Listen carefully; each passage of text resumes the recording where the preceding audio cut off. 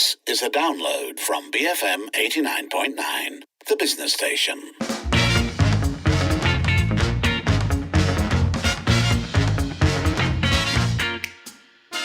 6:06 in the evening with Lynn and Kelvin on the evening edition. And our first story this hour is quite an explosive one, full of, in many ways, intrigue and I think suspicion.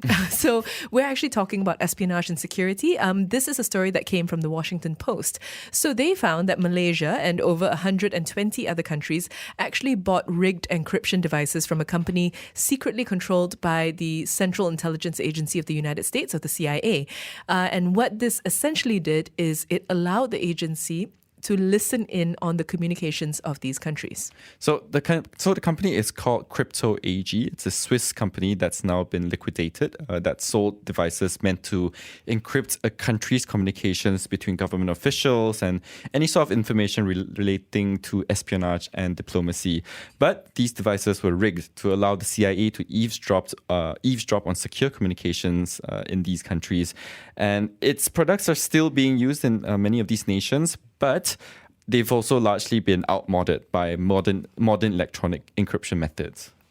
So the operation was codenamed Thesaurus and then renamed Rubicon in the 1980s. These are names that are just the height of obviousness. And they really kind of demonstrate the overwhelming intelligence value of being able to insert these sorts of flaws and systems into widely sold communications equipment. And this also meant that governments all around the world were paying a lot of money and providing a lot of sensitive information to the US and to West Germany for what they assumed was private safe equipment. And I think just when you read the Washington Post article, they basically aren't sorry.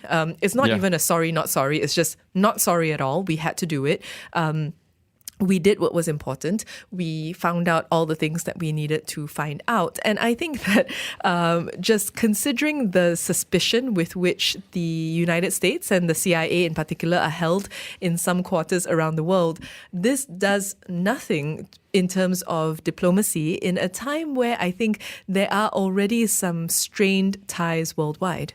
Yeah, and you're absolutely right on the fact that they are not sorry. And in fact, the report where the Washington Post cited from the CIA had this excerpt in it that said it was the intelligence coup of the century. They sound a bit proud, but you're right. It really doesn't help America's image in doing all of this, right? And then you wonder why, in the first place, and also between the intelligence committee that they are part of, the Five Eyes, which consists of several Western nations, as to why they're so afraid and concerned when it comes to 5G, Huawei, and China. So maybe they're also thinking the same strategy we used back then could also likely be applied right now by China. And we have no oversight on this program. So that is a commonly held view, right? This worry that, well, I suppose if you're used to controlling the world and controlling the flow of information around the world because of Operation Rubicon, I'm sorry, I can't get over that name. It's just but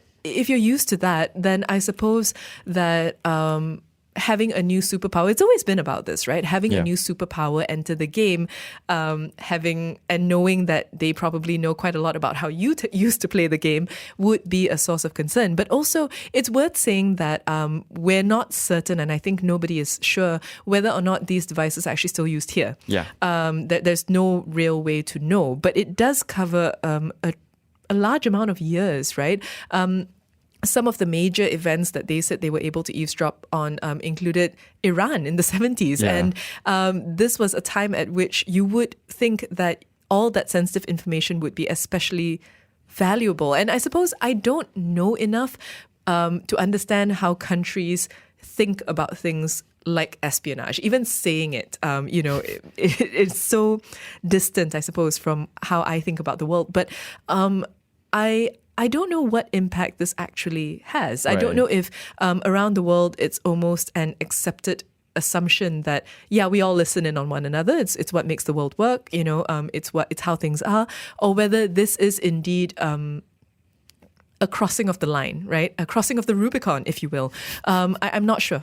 Yeah, I would agree with that. And this really brings me back to when WikiLeaks was first a thing, and then we saw all these diplomatic correspondences correspondence being shared and made public for the first time. I think to me as a bystander in all this. It doesn't really... Perhaps there is very little value in me in perhaps trying to understand some of these documents, but then I think for journalists, for people who work in intelligence, this information is actually quite valuable to them. So maybe that's where it is, right? What are the deals that they communicated? What's the information that was available to these diplomatic leaders where they understand, but at the same time, but we don't. So we're talking today about how a story from the Washington Post has found that over 120 countries, including Malaysia, bought encryption devices from a company secretly controlled by the CIA, and we're essentially transmitting all this private information back to the United States over the course of years. So just what were your thoughts and impressions, I suppose, when you heard about this? You can call us and let us know, 7733-2900. You can WhatsApp 018-789-8899 and tweet us at BFM Radio. Now we're joined by Fong, who is the CEO of cybersecurity firm LGMS. Fong, thank you so much for being with us on the show. Hi, good evening. Thank you. So, okay, can you just sort of give us a rundown from your perspective and your understanding of what was discovered by the Washington Post? Because we've been talking like we know, but we're not necessarily, understanding the whole thing, I think. Well, in layman terms, basically, first of all, it doesn't come to a surprise to me. In layman terms, what happened was that, just imagine this, if you have a known hardware store, you go to the hardware store and buy locks, and you apply the locks on all your doors and all your offices and all that, and somehow or other, the owner of the hardware store actually have a spare key, to all your locks. And this was what happened in the U.S. Apparently, the company that was selling all these encryptor was controlled by the CIA, and it's kind of obvious that the U.S. government has a lot of interest into the intelligence of different countries. And what made it more interesting was that the company who was selling this encryptor was based in Switzerland. And Switzerland, as we know, that is over the years has been perceived as a neutral country. And that also, I think, in a way, we have to praise the intelligence community that from the U.S. that they selected a company in Switzerland to do this kind of work to sell the encryptor. Otherwise, if the encryptor was being sold by U.S. companies or somewhere else, that will arouse a lot of suspicion. So, unfortunately, we are now living in the information explosion era. Everything is about information. Whoever controls the information controls the country. Yeah. Could you give us perhaps a slightly more in-depth understanding of who Crypto AG is and what technology they were selling? Well, based on the Washington Post story, they didn't say how the U.S. community able to tap into the crypto machines, but however, the machines was going to be rigged, according to the terms used by Washington Post, rigged by the U.S. community, intelligence community. Now, we do not know whether the U.S. community apply additional module onto the encryptor, or there were backdoor design into the encrypting algorithm, the formula that used for encrypting, there were backdoor design into it. So we have no idea based on the story coming from Washington Post. But what was obvious is that the whatever encryptor being sold by Crypto AG and that was used to do encryption in communication are able to be decrypted by the U.S. community. Intelligence community, which means whatever secret we try to protect using this encryptor are actually visibly exposed to the U.S. Intelligence community if they want to spy on us. And I suppose the follow-up question to that would be, you would think that when you're buying something that is supposed to be an encryptor, when you're buying something that's supposed to be really important for the sake of security, you should be able, in theory, I suppose, to tell that these machines were rigged. Is it something that's actually easy to tell, or would it be incredibly difficult to actually detect? I suppose this is something like buying weapons from a foreign nation. You see, when you buy weapons like fighter jets or even submarines or anything like that, you just base on your trust on the countries who are selling you the weapon. So if you look at encryptor as one of the weapons that are used in cyber warfare or telecommunications, it's based on the trust. That's why the Crypto AG was I would say is brilliant. They established a company in Switzerland, and like I said, the countries always perceived as a neutral country, and nobody would have any doubts that a neutral country would have selling something that is dubious or suspicious. So unfortunately, things happen, but again, in real life, we are constantly being monitored. I'm not sure you realize or not. Well, currently, we are actually being monitored in one way or another. Right, and I guess just understanding this a bit more also, I'm trying to, perhaps contextualize this in a sense that maybe one other reason why the equipment wasn't as well checked, or the transparency or the legitimacy of the company wasn't as well known, was perhaps because at that point in time there weren't that many experts in this region, in this area, specifically within some of the countries that had purchased this equipment. Could that also be a reason, just the lack of expertise within some of these countries? I would agree so, because in order for someone to do a full inspection, now the thing is this: for encryptor itself, a lot of the components, just imagine the encryptor as a weapon, as a fighter jet. A lot of equipment that was built into the encryptor may not be open. It may not be exposed. The design, the schematics, how the algorithm work may be very proprietary. It may not be exposed to the buyer. So the buyer may have a limited access into performing even an audit on the encryptor that they are buying. So unfortunately, this is make it an advantage for whoever is selling the encryptor, and the buyer will just have to base on one thing, which is trust. If you're buying an encryptor, and the encryptor is in a closed environment where you cannot open up the encryptor for a detailed, in-depth inspection, that's the only thing you can do is trust. So I think we need to really kind of get to the heart of this, which is the United States had this access, right, to all this information over a number of years. What is the significance of that, and what is the significance of us now knowing that? I think we can just assume that over the years, whatever secret communications we are trying to protect and that was sent through the encryptor are essentially exposed. There's no more secret. As long as we're using the same encryptor, and essentially we just have to plan for the worst. There's no more secret. And all these secrets are actually someone else have possession of the secrets that we're trying to protect over the years.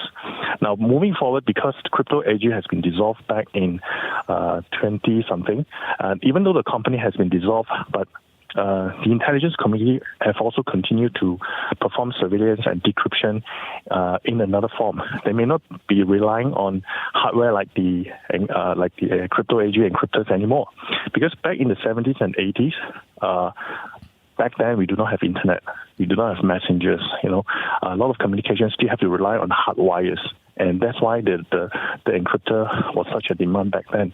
But moving forward in the 2020s now, there's a lot more ways for governments to communicate. It's no longer based on hard lines. So I believe that the intelligence community also moving advanced together. And instead of just depending on the encryptor, there are other ways for them to perform monitoring as well. Should the CIA or the US be held accountable for this? And if so, what can Malaysia do? Well, definitely they're held accountable, but I mean, based on the story, I don't think they have any remorse. Of course, in the name of protecting the United States, the NSA and CIA has so many records of performing surveillance and monitoring, even on their very own citizens. But unfortunately, I don't think we can do much because the secret's already on the third party's hand. So what we can do is just to be more diligent, especially when we're investing into a weapon in the future. Like you just have to see this encryption or even messengers that we use right now. It could be used as a weapon, because information now can be just a weapon as effective as a normal conventional weapon. So we're talking about the impact of really just, one machine that went to multiple countries.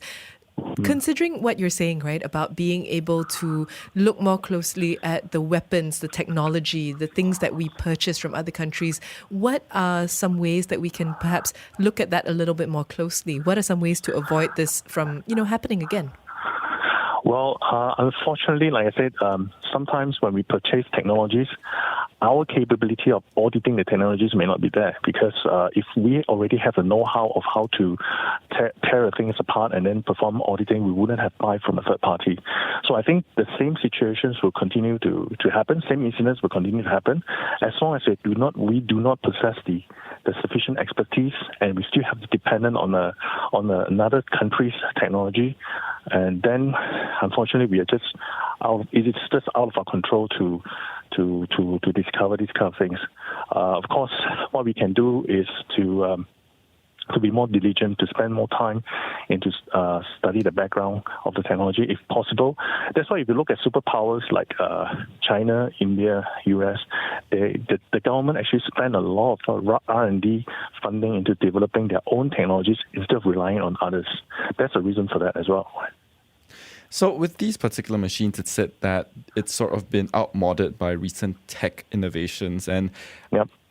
moving forward, I guess, has the advancement of tech sort of ensured that no one company will ever sort of have this ability like the US had in the past?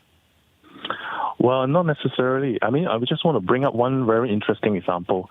Now, I believe that a lot of Malaysians are using WhatsApp, correct? Mm-hmm. I'm not sure about you, but I do use WhatsApp a lot. Yeah. But the question is that, have we ever wondered, but first of all, who owns WhatsApp? You know, there's a company called Facebook who owns WhatsApp. But the thing is, we have never paid for the usage of WhatsApp. We take things really for granted. Like, we download WhatsApp, we do a lot of communications over WhatsApp. Sometimes may not be even, some sensitive communication over WhatsApp as well. But the thing is, have we ever wondered why there such a third party providing an infrastructure for us to communicate and use the app for free?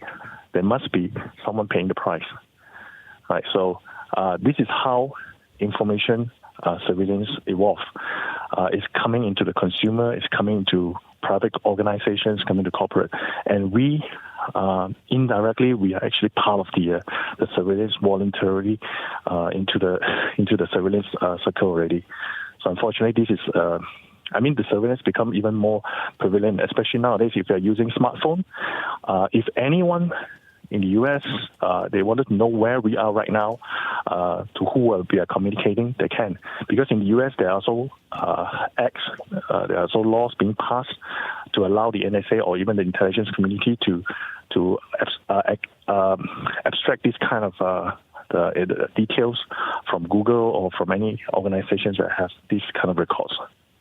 Fong, thank you so much for joining us today. Thank you very much. Bye.